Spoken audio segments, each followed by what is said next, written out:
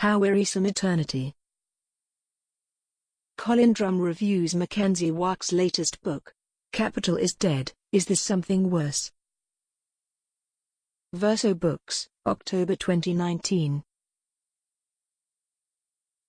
Cosmonaut magazine. How Wearisome. Eternity so spent in worship paid to whom we hate. So grumbles Milton's Mammon at the council of angels, fanning the flames of their incipient revolt.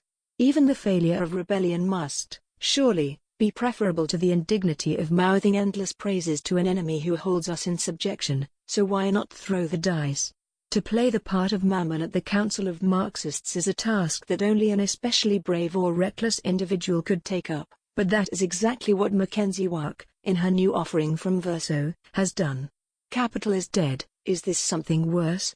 Is an intervention into the political economic discourse of the so-called critical humanities which is not so much timely as it is long overdue. Those who read it should, in the opinion of this reviewer at least, hurry up and listen to what Wark has to say before they waste any more of their time, which is to say, any more of our time, which is precious and dwindling rapidly, chasing the ghosts of dead ideas. If Wark is right, which she surely is, at least in broad outline if not in every proposition or detail, then the critics of capitalism are, and have been for some time, laying siege to a heavenly fortress whose treasury has long since been secreted away, elsewhere. Perhaps it is time to pack up our theoretical cannons and redeploy. We should, as Wark almost begs in the book's opening pages, at least entertain the thought experiment that this is no longer capitalism at all. Curiously, the attempt to make this thought experiment meets with strong resistance. Even critical theory seems very emotionally attached to the notion that capitalism still goes on, and on. Wark's argument proceeds from this point along two interwoven trajectories, the first of which entertains the thought experiment, while the second analyzes the curious resistance with which it is met. The claims of the first line of argument are fairly modest, and this modesty is a strength of the book. Wark has some speculations about how we might theorize the new mode of production whose existence the thought experiment hypothesizes, but these have more the feel of thinking aloud than of authoritative pronouncements. The stakes of agreeing or disagreeing with Wark's precise formulations of the something worse in which we now live are, therefore, fairly low, while there are a lot of interesting and generative ideas here, which I will discuss in more detail below. The most important point is that we feel with Wark the freedom to think beyond heirloom concepts like capitalism which we did not make ourselves and thus have come to take for granted.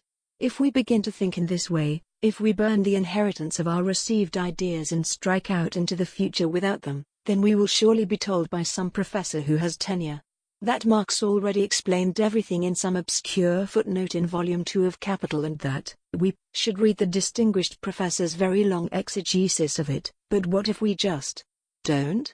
What if we resist the demands of what Wark calls the genteel Marxists of the university to pay obeisance to their archive, and instead have the courage to think again from scratch? In doing so, of course, we would only be following in the footsteps of the old man himself. Marx, as Wark notes, was not a professor, did not have tenure, and was trying to explain both continuity and change in his own historical time. To anyone truly committed to the ruthless critique of everything existing, there are no concepts and no figures so sacred that they cannot be abandoned like so much ballast. Should the need arise, our fidelity to the tradition might demand that we abandon its every letter. Do not think, then, that McKenzie Wark has come to abolish Marxism. She did not come to destroy, but to fulfill. In contrast to the modesty of its positive political economy, the book's analysis of the resistance which greets the mere attempt at performing such a thought experiment is incisive and daring, or at least as daring as any attempt to speak open secrets aloud must necessarily be. This open secret is, of course, that Marxism has the structure of a theology. Quotation from the book. The end of the dominance of capitalism as a mode of production is not a subject that has received much attention. For its devotees, it is no end, as it is itself the end of history. For its enemies, it can only end in communism. If communism, a state that exists mostly in the imaginal realm, always deferred into the future, has not prevailed, then this by definition must still be the reign of capital. The present is defined mostly in terms of a hope for negation of it. Some theology. The concept of capital is theological precisely to the extent that questions of its possible surpassing by other exploitative modes of production remain off limits. End of quotation. Even Marxists who think of themselves as materialists, Wark argues, have become committed to an idealist view of history, which she traces to the influence of Louis Althusser, envisaging an eternal essence to capital which until the moment of negation can change in its appearances but never its essence. This possibility for a constant play of appearances around an eternal essential core of capital was like catnip to academic Marxists who went on to build an industry of theorizing capitalism plus adjective, necro-capitalism, communicative capitalism, cognitive capitalism, platform capitalism, and so on. But this vast terrain of modifications is theologically closed in Wark's terms insofar as it is structured around a negative concept of emancipation. Emancipation is thought negatively as emancipation from capitalism. Therefore, the negative of emancipation must be capitalism. What this philosophically idealist conception of history forecloses from the outset, however, is the possibility that capitalism itself has already become historical, that it has already been put into the past but by something other than what we had been expecting. What if the Messiah didn't come, but somebody else did? God is dead, writes Wark. Communism is dead. It is, at best, the legacy code of the Chinese ruling elite. Pronouncements which will earn her some derision and hate mail, to be sure. But at the same time, is there not something exciting, something perhaps even a bit liberatory, in being given permission to think anew? To cross the boundaries of theological closure is to become a heretic. What happens, then, if we become heretics against Marxism by abandoning its most fundamental set of historical eschatological coordinates? If we cease to believe in the God whose name is capital and decline to spend eternity in a worshipful critique of its totalizing power and infinite mutability? One possibility would be to become like the former Marxists who, as Wark puts it, made a good living in the free world coming up with alternative epic poems to the narrative about capitalism and its theological negation being forwarded by the orthodoxy of the Soviet Union. Quotation from the book. These former Marxists would sing the glories of the managerial revolution of the post-industrial society. What these epic narratives all had in common was that they accepted the basic Marxist combinatory of terms for understanding history. They conceded its power, its poetry. But they changed the ending. Rather than negation, the story ends with capital resolving its own contradictions. End of quotation. It is surely, in large part at least, experience with such post-capitalist apologetics for an exploitative and violent social order that explains the fact that when people hear the beginnings of a story about this no longer being capitalism, their resistance generally rises. Unless you happen to be worth several $1 million, the chances are you do not perceive our current social order as something better than capitalism or a capitalism that always improves on itself. We do not need to spend any time entertaining right Hegelian apologetics of this kind. Obviously, to any intellectually serious and politically engaged observer, contradictions and antagonisms abound. But we can and should, Wark insists, at least explore the option of taking the other fork of possible epic poetic combinations of terms.